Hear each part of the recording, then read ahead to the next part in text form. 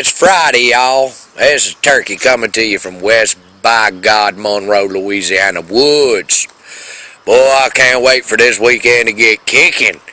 And it's just starting, y'all. It's just starting. I'm going to put me a big old bonfire out there. I'm going to drink me a few beers, smoke me a few cigarettes, play with old bulldog, hug and kiss on mommy, and I'm going to see where it leads me. Anyhow, I hope everybody had a blessed week. Oh, I'm so glad it's over. Yes, I'm glad it's over, by God. Anyhow, I seen something today on the news about Calvin Bundy out there. He had made some comments, and I read what he said, and I did a little research because, you see, when I was in middle school taking Georgia history, I talked about this the other day about my Georgia history teacher, Mr. Pearson. He was a very smart man. And, you know, he pretty much, we got into the slavery issue. Now, I know this is going to hurt some butts, okay? But slavery's been around ever since, well, before Jesus Christ walked the earth. It wasn't a United States thing, people, okay? We weren't the only ones. You had the Egyptians, you had the Arab states, you had, you know, there was Irish. Hell, St. Patrick was a slave in Ireland. Anyhow, I got to do a little bit of research. Now, here's the facts, people. The facts is that only about 5% of African Americans were sold to the United States during the slavery times, Civil War, and so forth. Now, I'm not saying slavery is good. It's not. All men are created equal. Plain and simple. Let's get that straight before I go any further.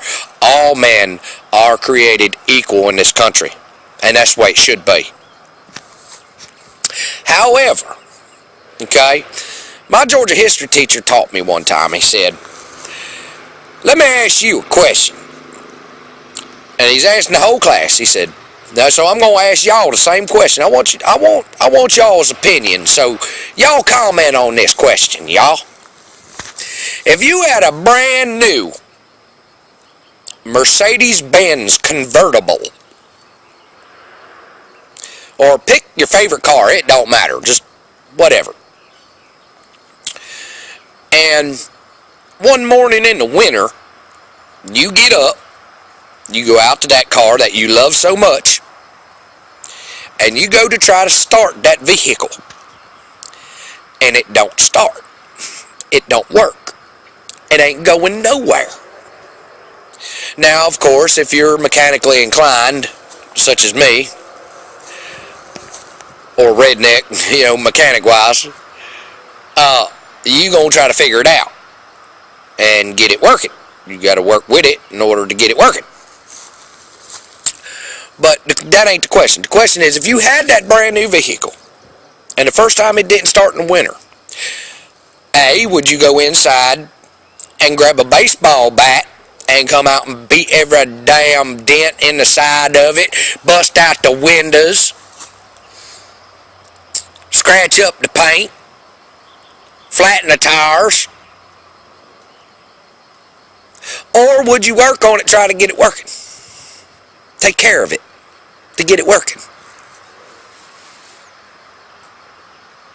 There are your two choices.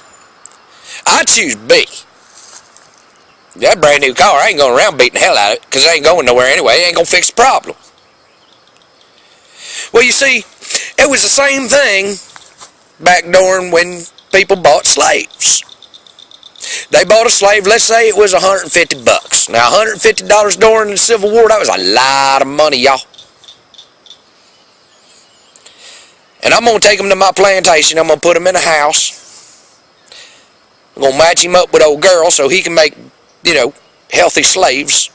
Because you see, a lot of those slaves that came over on them boats weren't very healthy when they came over. They didn't make no money on no half-dead slave. They made money on healthy people because they were profitable.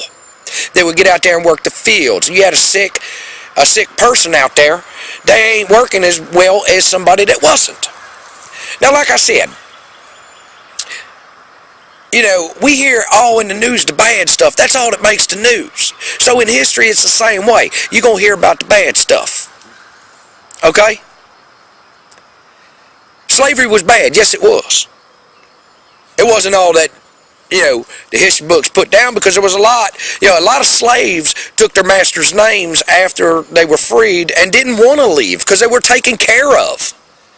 They had food in their belly, a roof over their head, a family, a job.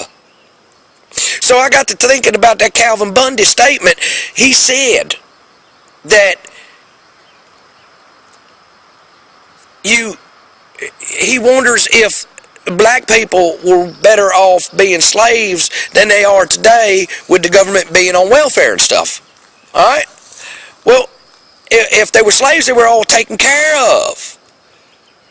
Even if you're on welfare and you got the food stamps and all that, you still got to, or you want to be controlled by a government, or do you want to, have what you want, have what you have because it was given to, either way is bad. Either way. But what's the lesser of the two evils? That's what that man was saying. And automatically he's racist. That's just like Phil Robinson when he was talking about working in the cotton fields here in Louisiana. And all the black people were singing and having a good time. They did that. Look, if anybody been in jail, been on the chain gang, all that, and the railroad, we hear about that on the railroad. People were singing hymns, and they were passing the time. They were happy that they had a job. No, all these people, if you stand up to the government, you're either racist or you're a domestic terrorist. It's all right to stand up to the government. It states in there that if a government is not working for the people, then it's up to the people's right to replace said government with a working government by force if necessary. But we're domestic terrorists. We're racist because of it. Y'all people need to get a clue. All right? I grew up amongst some of my best friends in the world are black. They love me to death. I love them.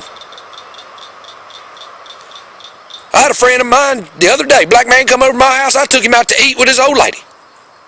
Went and ate some seafood. Got no problem with him. We all bleed red. We're all Americans. Drop the African in front of it and just put American. You're an American. Alright? You can't have your cake and eat it too, people. You can't sit there and say, well, we want to be a part of something, but yet we want to be separate. An example. You can't sit there and say, we want to be integrated in schools, but we want our own newspaper and with no white people in it. Or we want an NAACP, but if we had a or a BET. Hold up. There you go. BET.